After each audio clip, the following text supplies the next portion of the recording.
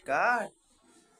আমার সময় pass mark ছিল 34 আর অনার্স লেভেলে পাস মার্ক ছিল 40।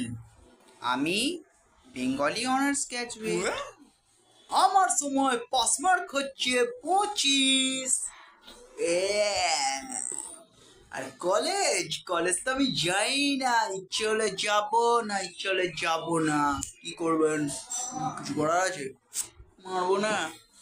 দাড়ি না পেকে গেছে, কোনো চাকরি এখনো অব্দি পাইনি। 15 লাখও নেই, 12 লাখও নেই, 5 লাখও নেই, 50,000ও নেই। চাকরি করবই না। এতগুলো ভাতা আছে, কন্যাশ্রী আছে, যুবশ্রী আছে, সাইকেল আছে, 25,000, 30,000 সব আছে। চাকরি করবই না, কোনো চিন্তা নেই। চাকরির ব্যবস্থা হয়ে গেছে, 25 লাখ দিয়েছি, চাকরির ব্যবস্থা হয়ে গেছে। এখন আমি বাড়ি বাড়ি জল দেওয়ার কাজ করি, নালে অসুস্থ মা বাড়িতে আছে, কি করে চলবে?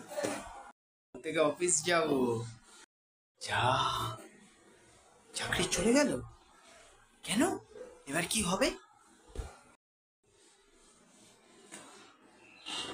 আমার চাকরি চলে গেল, যা, পুরো প্যানেল বরবাদ করে দিয়েছে।